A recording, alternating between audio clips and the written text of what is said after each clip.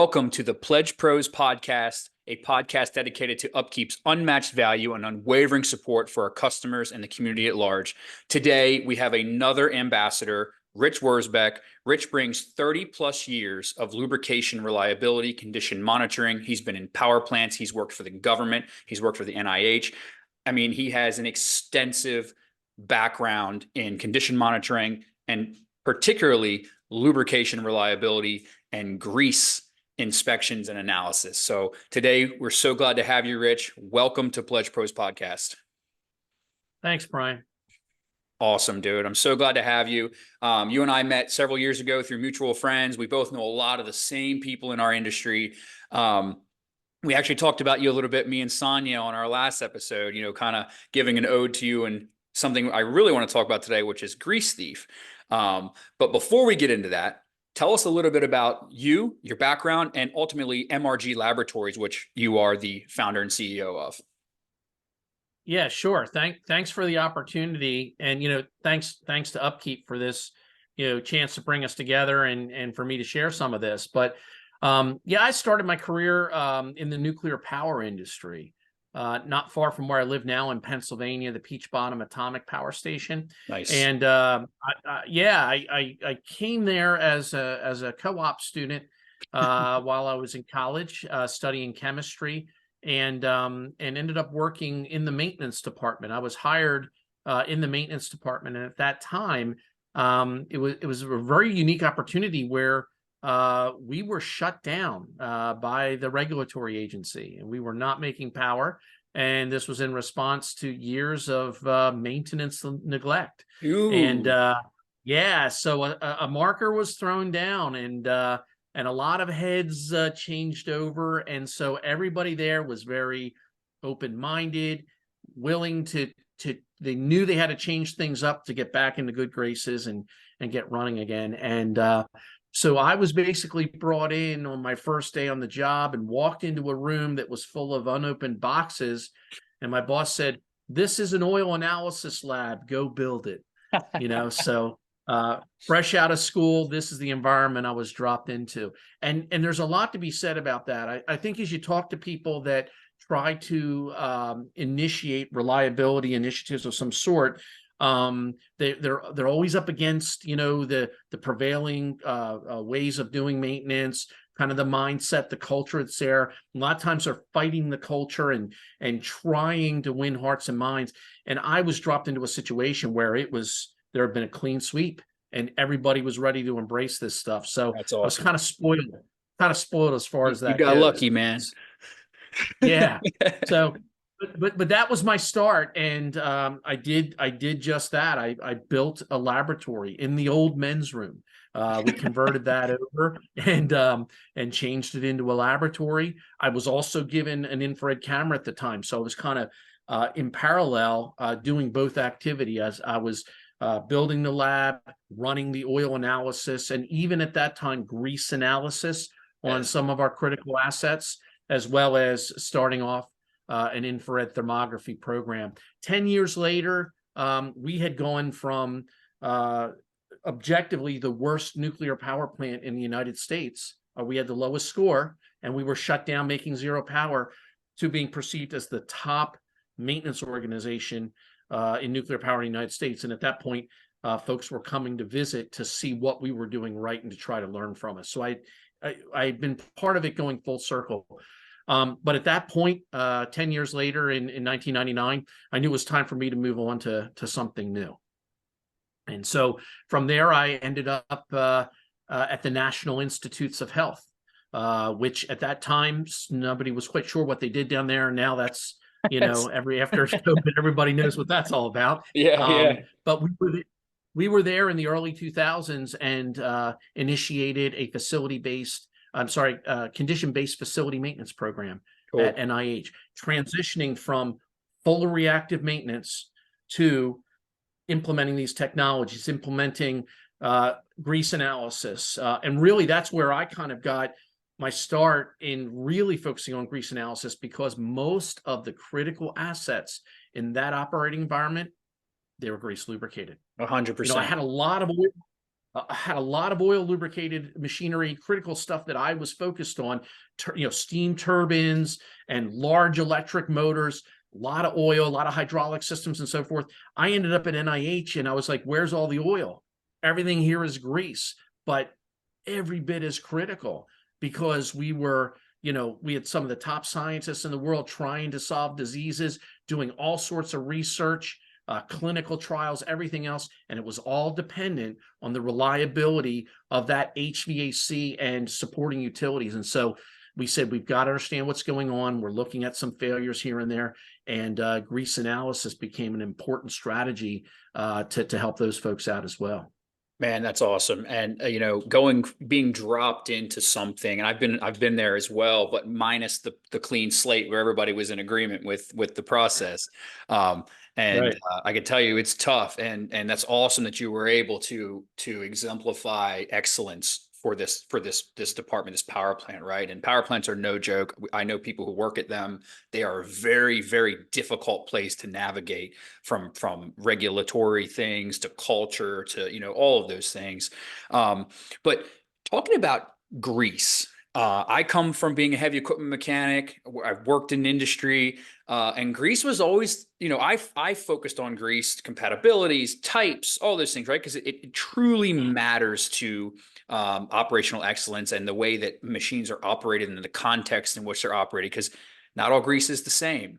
And your background with grease, and particularly Grease Thief. I've had the pleasure of witnessing you use Grease Thief. It's such a neat tool.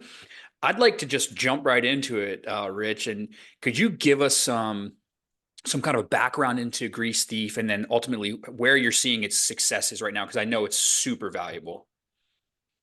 Yeah. So let me build on the discussion or the lead in you had there from power generation.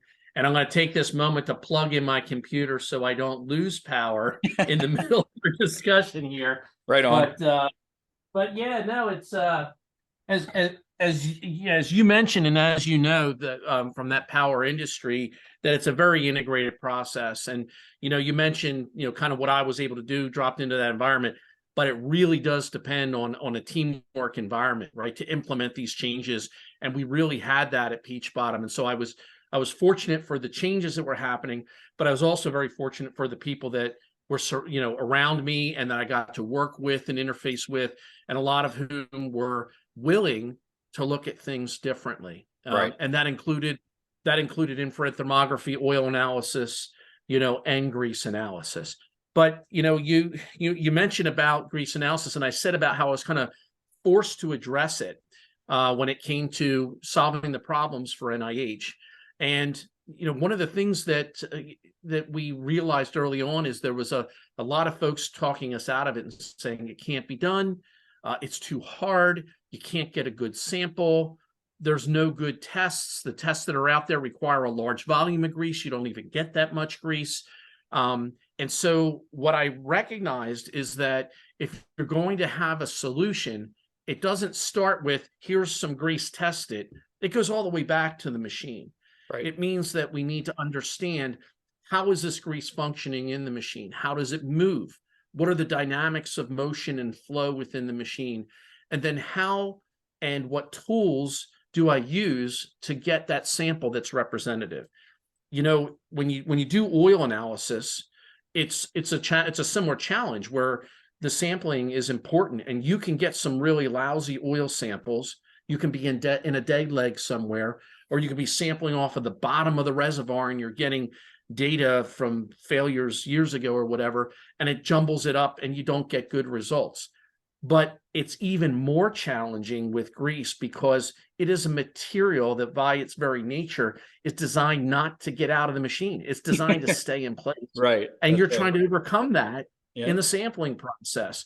So so that was thing one, is that we couldn't just be a laboratory. We had to be part of the whole solution, an end-to-end solution that says, how do we go about getting that sample? And what you find early on is there's not one right answer.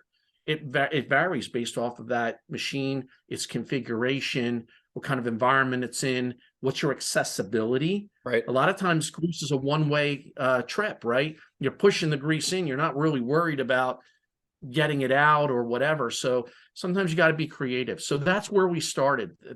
The original grease thief that we invented was really focused on that sampling process. And so we started by saying, what is a reasonable volume that we can expect to gather where that entire volume will be representative of the machine, representative of the contaminants that are confronting this lubrication scenario, and representative of the condition of the grease that's being utilized at that point in time. Right. And so we settled on 1 gram, and we said if we can get 1 gram of grease, we can ask for 1 gram of grease. We can get that representative sample. And then we said, now it's the challenge to figure out, now, how do we do meaningful analysis with that small quantity? Right. And what's really cool about that is I love that you're taking it back to an asset approach, right? An asset-based approach. And there's a lot of conversations that happen in our industry about condition monitoring and going from a solely technology approach to the asset approach. And the fact that you take that into consideration is huge. I know from experience working with big Holland Patterson rail car dumpers that have a 3-foot trunnion bearing on either end. I know that the loading is happening on the bottom portion of that babbitt. So if I'm taking grease samples from the top, I'm not going to get an appropriate representation of wear material in that grease. I have to go to the sources of the context. Yep. And it's just so awesome that that's the way you play out. Please, sorry, continue. Yeah, no, and I actually learned that years earlier when I was back at the nuclear power plant, because and there's a guy named Ray Dally who's really, everyone who works in oil analysis knows Ray as the guy for analytical ferrography. He's just brilliant. He's been doing it forever. He was one of my first mentors and instructors, and he's still doing it today. And when he showed me how to do this analytical ferrography on the oil samples I was taking from the nuclear power plant, he said, you can do it on greases as well. We've been doing it for some military applications. It involved little glass beads and certain kinds of solvents, and you're like breaking down the grease. So I started with some tools that allowed me to do some grease analysis. And one of my colleagues said, well, we really need to see this. We have a critical component in the nuclear power plant called a motor operated valve. It's a right angle gearbox. The motor drives the valve closed remotely, and it's a worm gear driven actuator that is grease lubricated. And he said, can you run some tests on this? We want to get some insight. And I said, sure. So he started showing up at my men's room / laboratory, handing me these samples in random containers. And I was just dutifully taking those samples and running tests. I ended up getting 400 grease samples to analyze over the next month. Wow. And I was just into it, man. I had everything. I had charts. I had all the data laid out. And I came back and I said, here's the 10 worst, gearboxes that we have in the plant. And he said, well, what about this one, this one, this one, and this one? And I said, yeah, okay, they look okay. And he says, well, let me tell you something. He says, the 10 that you think are a problem, he said, we just rebuilt them and they're fine. He says, and the ones that I pointed out to you, he said, they just failed on us. He says, so this stuff doesn't work. And, I'm done.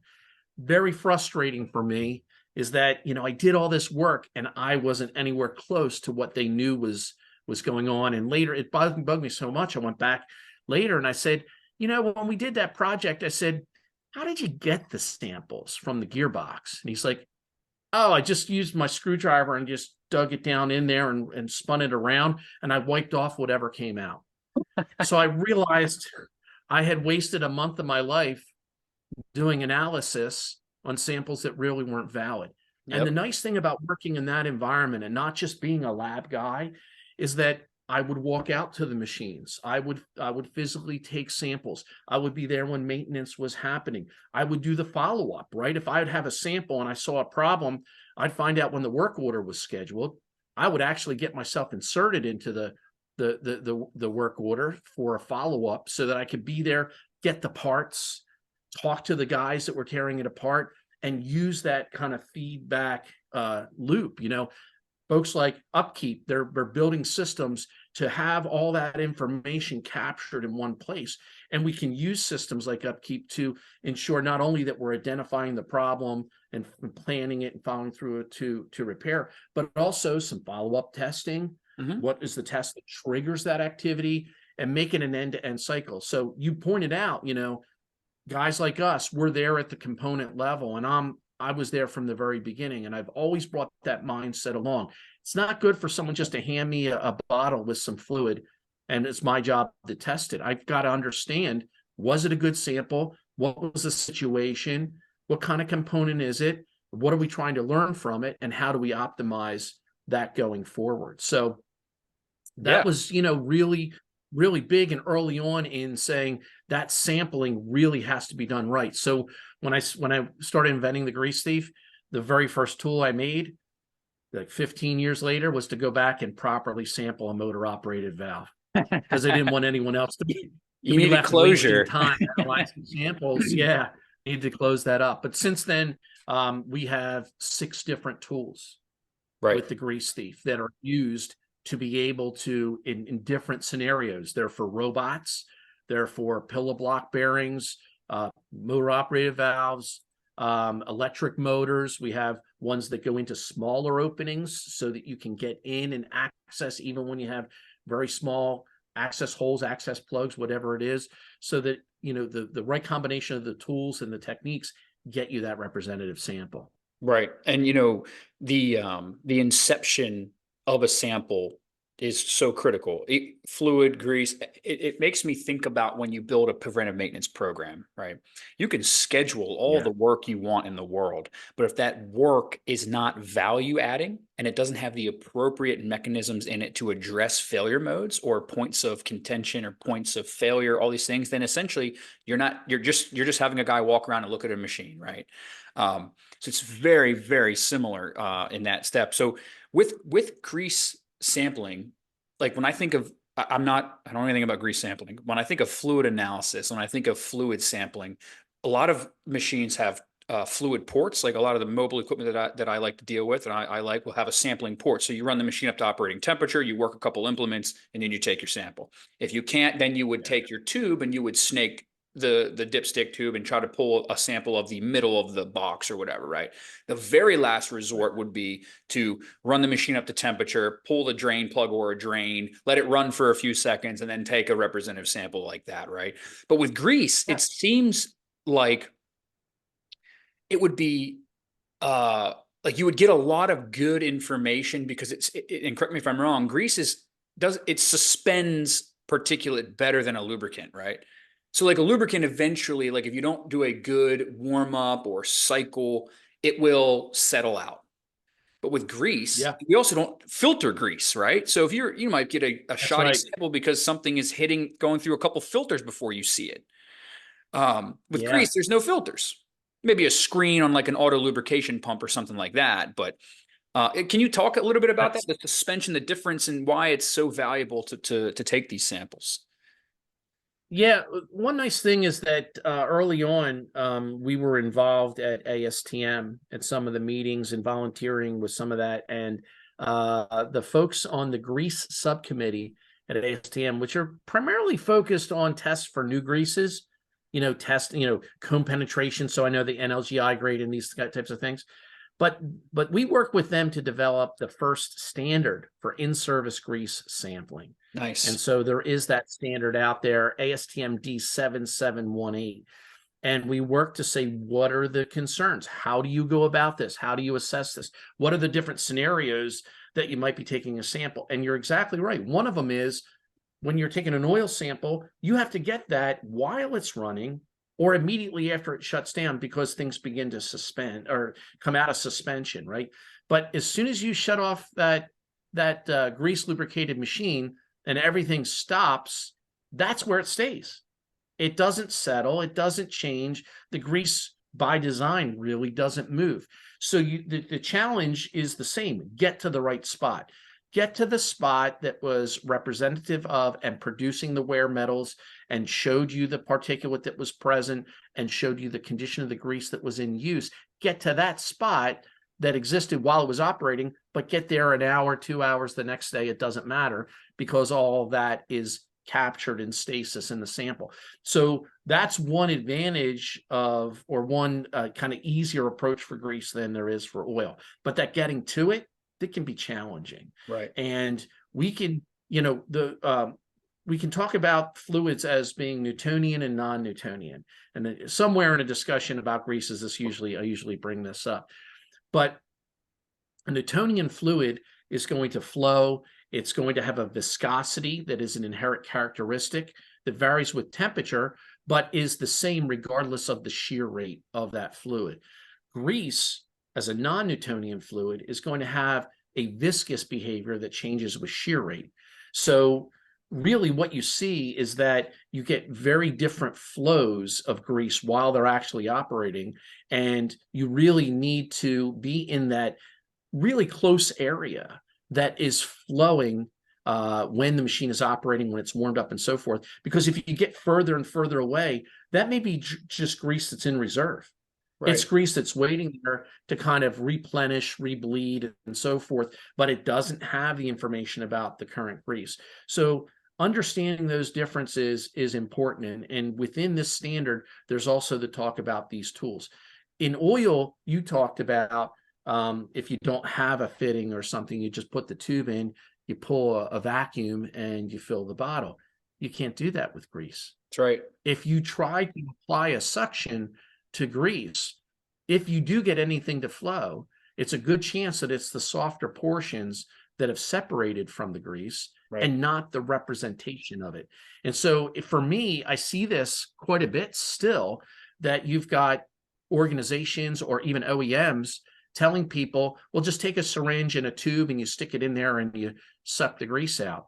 And unless you have a highly fluid, what we call semi-fluid greases, like we find maybe in a robot gearbox, it simply doesn't work. And therefore, we need to be able to core the sample. And you'll see with the grease technology and the sampling that's outlined in ASTM D7718, that it talks about that coring process, that we create a situation where we're moving forward, a body moves forward to capture it, and then together they move out to core that representative sample.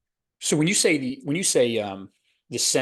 the semi-solid lubricants, are you talking about like the mobile tack lubricants that are like an open gear type lubricant? The ones that are really sticky, like asphalt? Yeah, that stuff is hard to work with. And again, you have to core or capture that grease in order to have a representative sample. When I'm talking about the fluid greases or semi-fluid greases, these are the AUT2, AUT3 greases. They almost look like an oil. They just have a tiny amount of thickener of them in them, and they flow in a very liquid way. You see them within the enclosed gearboxes of like 6-axis robots. Okay. They will have that kind of grease in it. And there's a handful of applications. The vast majority, something like 85–90% of the greases in the world are NLGI2, right? Grade 2 greases. Yep. You're not going to suck a sample there. Nope. And if you do, the sample's going to suck, right? So you have to recognize what the limitations are with the properties of the fluid.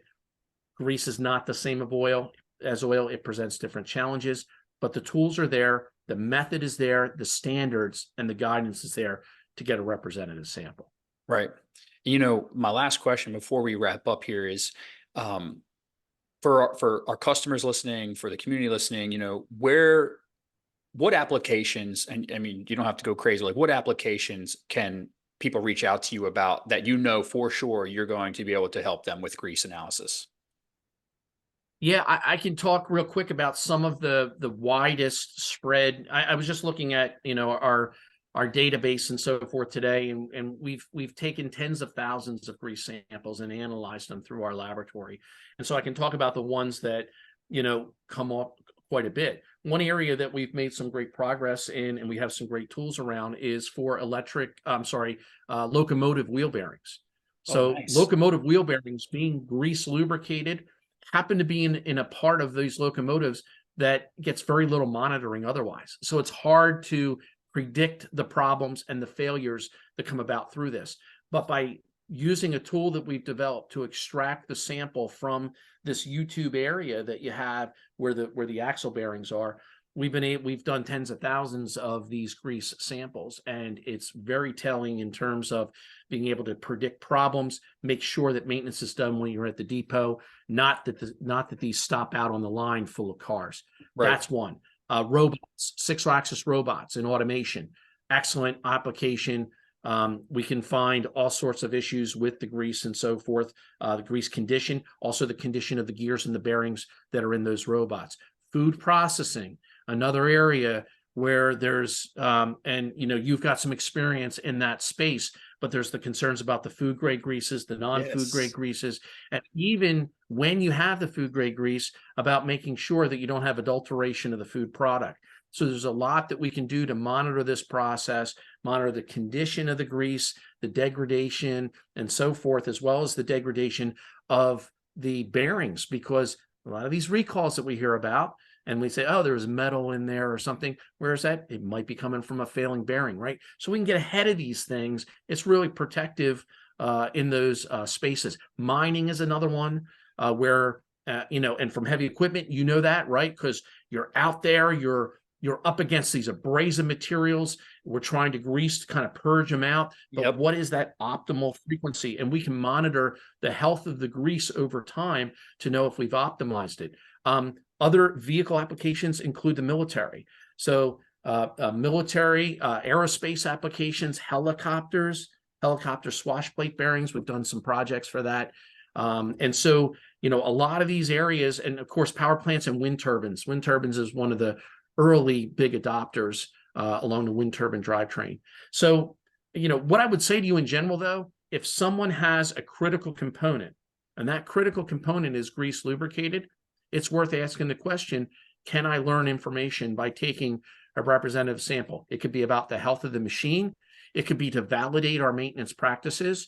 We might be greasing things twice as often as we have to, just because we're following some, guidance or some calculation that was done. Why don't we use the actual conditions in our facilities and optimize it?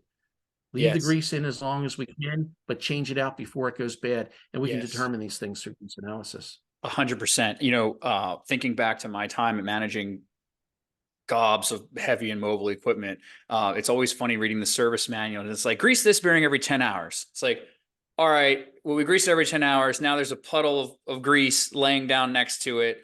It still failed 5 times. Like, what's going on here? And I am such a huge proponent of context-based maintenance. Let the machine tell you when it needs maintenance, when it should be done. You're saving man hours, you're saving cost, you're saving parts, you're saving all these resources by allowing the machine to tell you when it needs help. But the trick there is knowing how to understand when it's calling for help and when we should be intervening to do the correct maintenance. And I recommend everybody who is listening to this podcast to reach out to Rich, reach out to myself, Upkeep, however you need to get in touch with Rich, because grease is such an underrepresented component that people are analyzing, and everything has some form of grease in it. Go to your garbage disposal in your sink and you take the gearbox apart on the bottom of it. There's grease in there. Okay. There's grease in your car, in your truck, in your well pump. I mean, it's everywhere. And it's so, so important. So one last thing, Rich, how can we get in touch with you? Sure. So greasethief.com is our website for the technology. And of course, our laboratory in York, Pennsylvania, MRG Labs, offers the analysis. There's other laboratories both in and outside of the US that use the Grease Thief technology, labs like Polaris Labs and Herguth SGS out in California, as well as several European and Asian labs. But start with greasethief.com. And if you want to talk to us directly, call us in the lab at MRG Labs in York, 717-843-8884. That's how you can get in touch with us. But usually it's easiest for folks to go to the greasethief.com website. Right on. Rich, it's been an absolute pleasure. I know that we will be talking again. We have a lot of things coming up in the future. And on behalf of Upkeep, we're so glad you've been a part of our ambassador program. You can check out a bio on Rich on our website, upkeep.com.